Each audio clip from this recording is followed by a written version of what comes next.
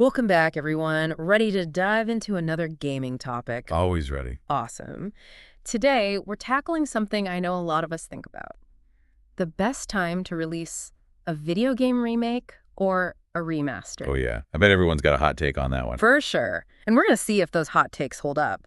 We're looking at this gamesindustry.biz article that breaks down the whole thing. Sounds interesting. It is. It really gets you thinking about the strategy behind these things. Yeah. You know, we might think it's all about nostalgia, just cashing in on our love for the classics. Right. Like just slap some new graphics on and call it a day. But it turns out there's actually a lot more to it than that. Way more. So let's jump in. This article kicks off with remakes, those full-blown reimaginings of classic games. They looked at over 200 remakes released since 2012. Whoa, that's a lot of remakes. Right. And they found that the sweet spot for a successful remake, like in terms of sales, is between 11 and 20 years after the original. Interesting. So not right away. Nope, not right away. Games remade in that window, they consistently sold over 2 million copies. Wow. 2 million. That's impressive. It is. I mean, think about it. That's enough time for like a whole new generation of gamers to discover a classic, right? Yeah.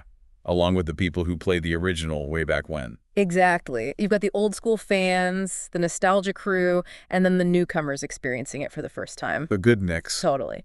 Okay, but why that 11 to 20-year window? Why not sooner? Why not later? Right. Good question. I mean, nostalgia obviously plays a part. Yeah, for sure. But it's more than just that. That sweet spot. It seems like it's also about tech. 11 to 20 years. That gives developers enough time to really utilize modern technology and do the original game justice. That's a good point. I never thought about it like that. Yeah. Imagine trying to remake, like, Ocarina of Time with the tech they had when it first came out. Oh, man, yeah. It wouldn't have been the same. No way. You need that time for technology to catch up so you can really recreate the magic. Totally. Yeah. And you want that feeling of, like, being transported back to your childhood, but with modern graphics and gameplay? Exactly. You nailed it. And you know what's funny is I was just thinking about some of the remakes that really stuck with me, and most of them fall right into that 11 to 20-year window, like Metroid Prime, the Resident Evil remake. Oh, yeah. Good ones. Even Metal Gear Solid, the Twin Snakes, they all fit perfectly in there. It's like a golden age of remakes. It really is. And in that time frame, developers, they've had time to do more than just graphics, right? Totally. They've also refined the gameplay. Because, let's be honest, some games from the 90s and early 2000s, they might feel a little clunky today to modern players. A little. So with a remake, you can smooth things out, make it feel fresh, but without losing that original identity. And speaking of that window, this article mentions 2 remakes that actually came out way sooner, less than 10 years after the originals. And they both still sold like gangbusters. Oh, really? Which ones? The Last of Us Part 1 and Odin's Sphere, Lefthrazir. So did those games just have, like, super dedicated fan bases or what? I mean, they were both pretty popular, but it makes you wonder, right? Definitely. Why did those succeed where others failed? What's so special about them? What do you think? It's a good question. It makes you think about the strategy. Like, what are they going for? Yeah, like, are they trying to rope in a whole new audience? Or are they just giving the OG fans a prettier version to play? Right, exactly. And that kind of brings us to remasters, which are a whole different beast. Okay, yeah, remasters. So those are more like a fresh coat of paint, right? Yeah, more like a polish. Think about, like, the enhanced versions of Grand Theft Auto 5 and The Last of Us for the PS4 and Xbox One. Yeah. Those came out pretty soon after the originals. Yeah, they did. So it's like, strike while the iron is hot. Take advantage of all that hype. Exactly. And with remasters, the sweet spot really is a lot shorter. Most of the successful ones, they come out within 5 years of the original. So 5 years is kind of the magic number for remasters. Looks like it. Because with the remaster, you're not rebuilding the whole game, right? Right. So it makes sense to capitalize on the hype, while the game is still fresh in everyone's minds. I get it, yeah. And plus, I mean, it's smart for the developers too, right? From a business perspective. Oh, absolutely. Yeah. It's a way to extend the life of a game. Keep those sales going before people move on to something new. Totally. Everyone wins. The players get a shiny new version of a game they love, and the developers, well, they got to keep the lights on, right? Exactly. But then you have those times when the timing feels off. Oh, yeah, for sure. Like some remakes or remasters make you wonder, why bother? Right. So let's talk about what happens when developers miss the mark. Okay, yeah, let's dive into that. So if they release a remake too soon, like way too soon, Yeah. it can feel like a cash grab. especially if it's just like better graphics, but nothing else has really changed. Totally. And gamers can spot that from a mile away. Oh, yeah, we can. You're not falling for that. No way.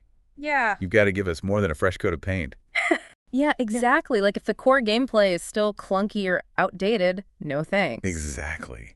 It's got to feel like they actually put some effort into it. Right. Even the most dedicated fans, I think they'll feel let down if it just seems lazy. Like they're just trying to cash in on nostalgia. Yeah, it can't just be a nostalgia grab. Yeah. And you know what? Waiting too long can be just as bad. Oh, really? Why is that? Well, imagine trying to remake a game from the early 90s, right? But they don't even try to modernize the gameplay.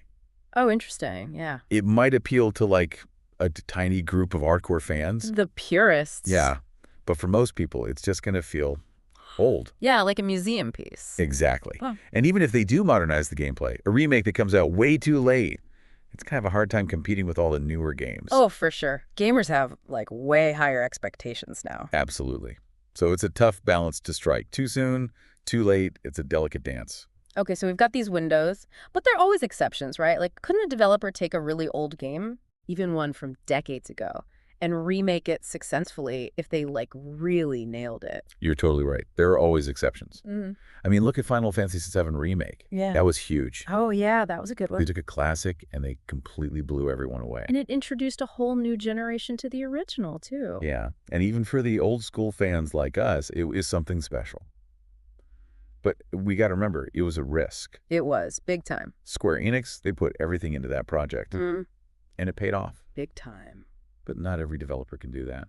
And not every game has that much staying power, you know? So it's not just about finding the right year to release it. It's about understanding the game itself, like what made it special in the first place. Exactly. You got to capture that magic. And you got to find a way to make it resonate with players today. And that's the challenge, right? Yeah. Because players change, technology changes, developers got to keep up with all of that.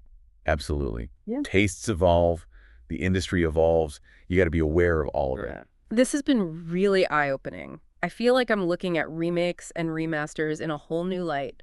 But before we wrap up, I'm curious about your personal take. Are there any games you'd kill to see remade or remastered? Ooh, that's a good one. Let me think. You know what? There are a few. And I bet everyone listening has their own list, too. I know for me, like, top of my list, probably Chrono Trigger. Man, I would love to see a remake of that game. Oh, Chrono Trigger, yeah.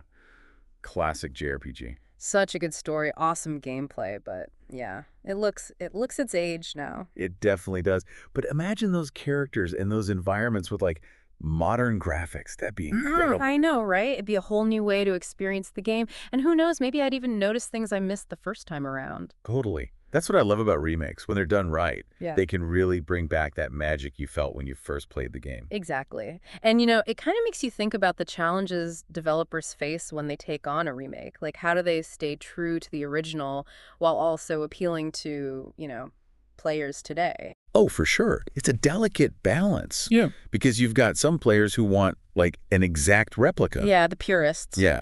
And then you've got others who are like, bring on the changes. Yeah, modernize it. So the developers really have to think about who they're making the game for. Exactly. They got to find that sweet spot, something that'll appeal to, as many people as possible. For sure. Do you think there are any, like, crucial elements that can make or break a remake? Like, if they messed up the soundtrack or the art style, is it all over? Oh, man. The soundtrack and the art style, those are huge, especially for games that are known for, like, their unique look or their music. Totally. Like, atmosphere is everything. Exactly. And, a great soundtrack, great art style, that really adds to the emotional impact. Oh, yeah. No, for sure. You take a game like, say, Silent Hill. If you took away that amazing, creepy soundtrack, Oh, yeah. it wouldn't be Silent Hill. No, it wouldn't. Or Shadow of the Colossus. Like, if it didn't have those, those grand sweeping visuals. Yeah, those minimalist landscapes. Yeah. It wouldn't be the same game. It's about capturing that essence, that soul. Not just, like, updating the graphics. Exactly. You said it perfectly. Yeah. All right, so we've talked about timing, the good, the bad, the ugly, the things developers got to consider. Yeah, and the things that make a remake truly great. Now we want to hear from you. Yes. Hit us up in the comments. Let us know what games you're dying to see remade or remastered. What would make them awesome? What elements do they absolutely have to get right? Tell us everything. Let's keep this conversation going. Thanks for joining us for another deep dive, everyone. Until next time, happy